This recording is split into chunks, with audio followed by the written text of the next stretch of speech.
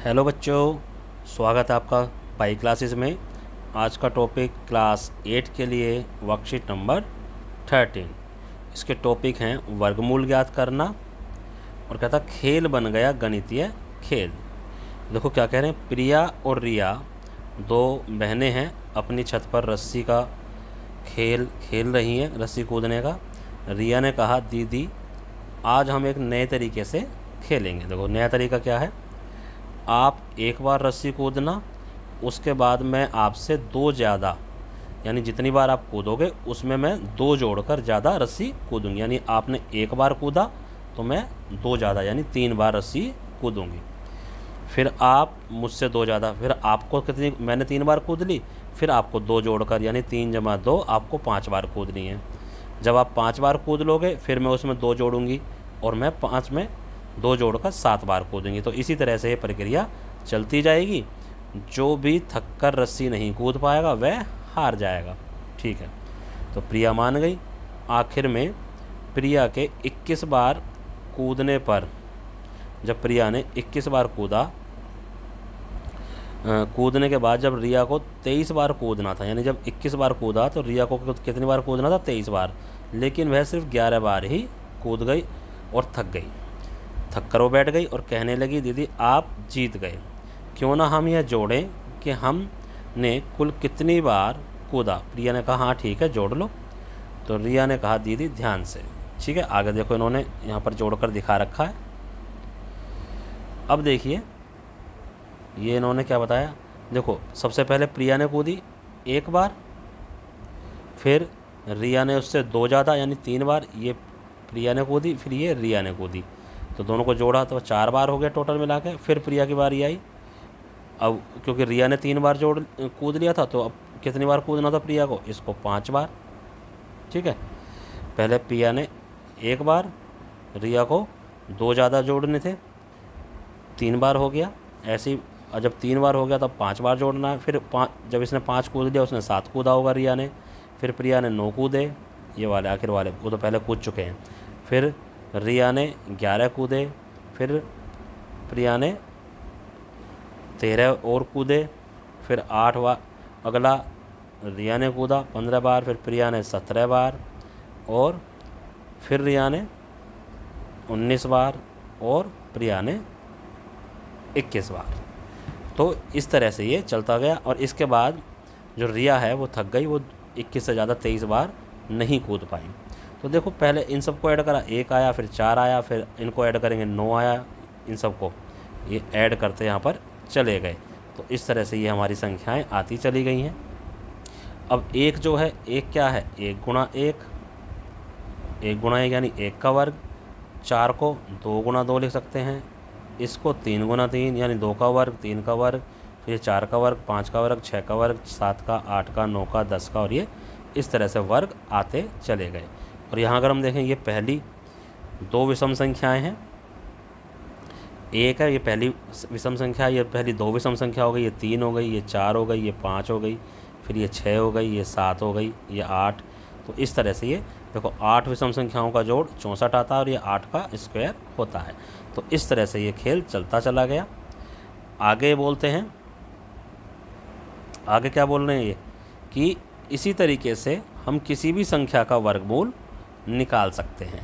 कैसे, देखो प्रिया, वह कैसे, रिया, देखो दीदी अगर मुझे 25 का वर्गमूल निकालना है, अर्थात 25 का वर्गमूल 5 है, ये तो हमें पता है। अगर हम क्रमागत विषम संख्याओं को घटाते हुए 0 आया तो वह किसी संख्या का पूर्ण संख्या का वर्ग होगी। अगर 0 आ जाता है, यानी जैसे ये 9 का वर्ग क्या है, 81, तो वह पूर्ण संख्या का वर्ग होगी। अगर 0 नहीं आया तो वह नहीं होगी। तो देखो हम 25 का जब वर्गमूल घटा रहे हैं तो हम क्या करेंगे, हम इसमें से क्रमागत विषम संख्याएं घटाएंगे। या क्रमागत का मतलब लगातार, पहली क्रम विषम संख्या 1 होती है, फिर 3, 5, 7, 9, 11, 13, 15, इस तरह से हम घटाते चले जाएंगे। 1 घटाया, क्या आया, 24, फिर हम 24 में से घटाएंगे, अब की बार हम 3 घटाएंगे, पहले 1 घटा लिया, अब 3 घटाएंगे, तो ये आ गया 21। अब 21 में से 5 घटाएंगे तो 16, 16 में से 7 घटाएंगे तो 9, अगली 9 ही है, 9 में से 9 घटाएंगे तो 0। तो 0 आ गया। इसका मतलब जो संख्या थी हमारी 25, ये पूर्ण वर्ग संख्या है। और इसका वर्गमूल क्या हो गया 5। कितनी बार घटाया हमने 1 2 3 4 5, तो इसका वर्गमूल भी हमारा इस तरीके से निकल के आ गया 5। आइए अब क्वेश्चन करते हैं। कहता प्रिया और रिया कुल मिलाकर कितनी बार रस्सी कूदी। तो हमें ये जोड़ना है, प्रिया और रिया कुल मिलाकर कितनी बार रस्सी ये कूदी हैं। तो देखो आखिरी वाला जोड़ लेंगे बस। जो प्रिया है टोटल इतनी बार रस्सी कूदी है और रिया इतनी बार कूदी, प्लस आखिर में वो 11 और कूदी थी।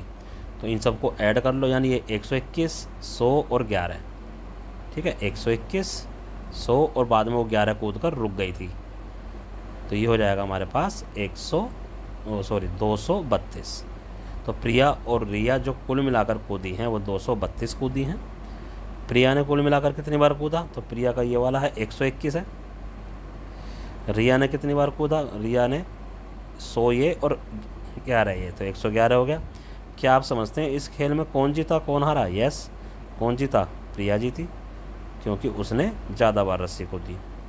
आगे बोलता है निम्नलिखित संख्याओं में से कौन सी संख्या वर्ग है, पूर्ण वर्ग है, और कौन सी पूर्ण वर्ग नहीं है। पूर्ण वर्ग संख्या का वर्गमूल भी ज्ञात कीजिए।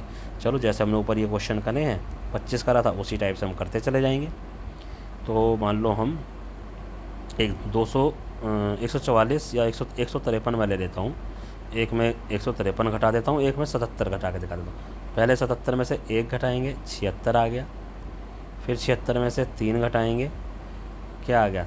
73 आ गया। फिर 73 में से हम 5 घटाएंगे, 68 आ जाएगा। ऐसे घटाते चले जाओ। 7 घटाएंगे, अब ये 61 आ गया। 61 में से अगर हम 9 घटाएंगे तो 52 आ जाएगा। और 52 में से 11 तो ये आएगा 41। फिर 41 में से 13 अगर हम माइनस करेंगे तो 38। आगे इधर आ जाओ। 38 में से अब हम 15 माइनस करेंगे तो ये 23। 23 में से हम 17 माइनस करेंगे तो 6, यानी अब 0 नहीं आया, क्योंकि 6 में से अब हमें क्या माइनस करना पड़ेगा 19, तो ये तो पॉसिबल नहीं है। तो यहाँ पर 0 नहीं आया, तो इसका मतलब ये पूर्ण वर्ग संख्या नहीं है। और पूर्ण वर्ग संख्या नहीं है तो इसका वर्गमूल भी नहीं निकल सकता। ठीक है, इसको इतना ही हम छोड़ देंगे। क्या लिख देंगे? 77 पूर्ण वर्ग नहीं है और इसका वर्गमूल भी नहीं निकलेगा। ठीक है, नाउ एक मैं आपको क्वेश्चन बता देता हूँ। ये देखिए, नेक्स्ट क्वेश्चन मैं आपको बताता हूँ। अब ले लेते हैं हम 144। चलो बाकी आप अपना करना। तो 144 में से 1 माइनस करेंगे 143।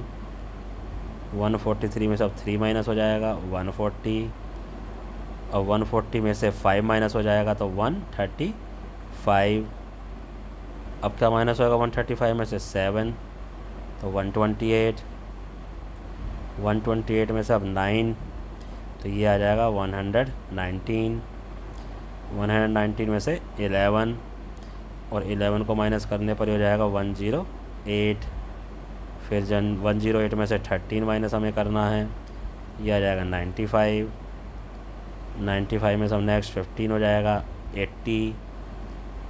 80 में से 17 यानी कि 63। नेक्स्ट 63 में से अब कितना आएगा 19।